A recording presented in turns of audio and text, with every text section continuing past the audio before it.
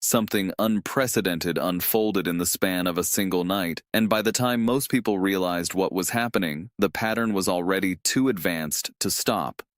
Between midnight and sunrise, Iran didn't just launch a strike. It executed a coordinated sequence of 12 distinct missile waves, spaced, timed, and calibrated in a way that suggests this wasn't chaos, it was design. And what makes this even more unsettling is not what you've been shown, but what you haven't. Because while headlines focused on interceptions and defensive success, the underlying mechanics of what actually happened tell a very different story, one that raises serious questions about sustainability, strategy, and how long this kind of defense can really hold. Before we go any further, you need to understand something critical. What you're about to hear isn't the simplified version being circulated publicly. This is about the structure behind the attack, the timing, the resource drain, the psychological pressure, and why this may have been less about destruction and more about testing limits. Because when you break it down, wave by wave, a pattern begins to emerge. And once you see that pattern, you can't unsee it. The first wave hit just after midnight.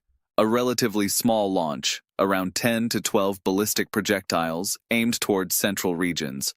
On the surface, it looked manageable. Interception systems activated immediately. Response times were quick, and early reports suggested a high success rate. But here's what nobody is telling you. That first wave wasn't meant to overwhelm. It was meant to trigger a response. Every interceptor fired in those first few minutes was part of a larger equation. Then came Wave 2, less than 90 minutes later. Slightly larger, slightly more aggressive, this time targeting multiple regions simultaneously. Again, defense systems engaged. Again, success was reported. But now the consumption rate had doubled. Interceptors weren't just being used. They were being burned through at a pace that starts to matter when you zoom out. And this is where things begin to shift. Wave 3 didn't just increase in volume, it changed in composition. Reports began indicating the use of maneuverable re-entry vehicles, making interception calculations significantly more complex. Suddenly, the ratio of interceptors per incoming threat increased. Instead of 1-to-1, it became 2-to-1, sometimes 3-to-1. That matters. Because every additional interceptor fired per target accelerates depletion. By Wave 4, just before 4 a.m., the tempo had stabilized into something more concerning. This wasn't random timing anymore. It was rhythmic. Calculated gaps between waves, just enough time to reset systems, but not enough to fully recover inventory. And this is the part that should worry you. Defense systems are not just about capability, they're about capacity. And capacity, unlike technology, is finite. Now imagine this from a civilian perspective. It's 2 a.m., you hear sirens, you move to shelter, 30 minutes later, silence, then another alert, then another. There's no pattern you can predict, no safe window to rest. This isn't just a military engagement anymore, it's psychological pressure applied at scale. Wave 5 and 6 arrived almost back to back, around dawn. This is where analysts started noticing something new. Diversification. Not all incoming projectiles followed the same trajectory or speed profile. Some appeared faster, others slower, some splitting mid-air. Whether through decoys or payload variation, the defensive grid was now forced to make split-second prioritization decisions. And when you introduce uncertainty into a system designed for precision, efficiency drops. But here's what nobody is explaining clearly. Every time a system misidentifies or hesitates, the cost isn't just a missed interception, it's the need to compensate.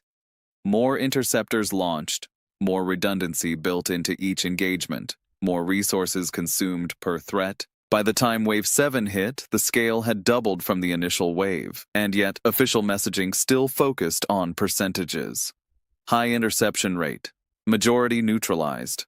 But percentages can be misleading, because even a 90% success rate means 10% gets through, and when the number of incoming threats increases, that 10% becomes more significant with each wave. Wave 8 marked the midpoint, And this is where things get even more interesting, because at this stage, the attack had already lasted several hours, which means decision makers were no longer operating under fresh conditions. Fatigue sets in, communication delays increase, systems begin to operate under sustained stress. And sustained stress is where cracks begin to form, not always visible, but measurable. Now, here's the twist most people missed. Around wave 9, the pattern subtly changed again. Instead of evenly spaced intervals, the timing became irregular. Short gap, then long gap, then immediate follow-up. This unpredictability forces defensive systems into a reactive posture, and when you're reacting instead of anticipating, efficiency drops even further. And this is where the mathematics becomes unavoidable. Let's assume, conservatively, that each incoming missile requires 2 interceptors for a high-probability neutralization. If each wave averages 15 to 20 projectiles, that's 30 to 40 interceptors per wave. Multiply that by 12 waves, and you're looking at potentially 400 to 500 interceptors used in a single night. That's not a tactical exchange, that's inventory consumption on a strategic level. Wave 10 and 11 continued this pattern, but with increased targeting spread, more locations, wider coverage, which forces a distribution of defense resources. You can't concentrate everything in one area anymore. You have to stretch. And when you stretch, you thin out. And when you thin out, gaps begin to appear. By the time Wave 12 arrived, just as daylight fully broke, the message was clear. This wasn't about a single decisive strike. This was about demonstrating endurance, showing that this pace can be maintained, not just for hours, but potentially longer. And that's where the real question begins. Because this isn't just about what happened in one night. It's about what happens if this pattern repeats, not once, not twice, but continuously. Now let's zoom out. Defense systems are built on layers, short range, mid-range, high altitude. Each layer has its own cost, its own limitations, its own replenishment timeline. And here's the part that doesn't get enough attention: production rates. You can only manufacture a certain number of interceptors per month, but consumption in a high-intensity scenario can exceed that in a single day. So what happens when usage outpaces production? This is where things move from tactical to strategic. Because once inventory drops below a certain threshold, decision-making changes. You no longer intercept everything. You prioritize. Critical infrastructure over open areas. Military targets over civilian zones. But prioritization means accepting that some threats will not be stopped. Let that sink in. And this is exactly why the structure of 12 waves matters. It's not just the number, it's the sequencing. Each wave builds on the previous one. Each engagement reduces available resources for the next. It's cumulative pressure, not isolated impact. Now consider the economic side. Interceptors are expensive. Some cost tens of thousands, others hundreds of thousands, even millions depending on the system. Multiply that by hundreds used in a single night, and you're looking at hundreds of millions spent defensively, against offensive assets that may cost a fraction of that. This imbalance isn't accidental, it's strategic. And here's where things escalate even further. Because once this kind of pattern is proven effective, it changes future planning.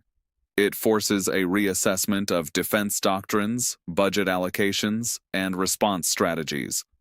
It introduces a new variable into regional stability calculations. Now imagine this scenario extending over multiple days, not just 12 waves in one night, but repeated cycles, day after day, night after night. At what point does the system reach a tipping point? And this is the part that should concern not just analysts, but anyone paying attention. Because wars aren't always decided by who has the better technology. Sometimes they're decided by who can sustain pressure longer, who can outlast, who can force the other side into a position where every response becomes more costly than the action itself. This is no longer just about interception rates or defense success percentages. This is about endurance. And endurance has limits. By the end of that night, the numbers told one story, but the pattern told another. 12 waves, hours of continuous engagement, hundreds of defensive responses, and a system pushed closer to its operational limits than most people realize. The question now isn't whether the defenses worked. The question is how long they can keep working under this kind of pressure. Because if one night can look like this, what does a week look like? And more importantly, what happens when the next 12 waves begin?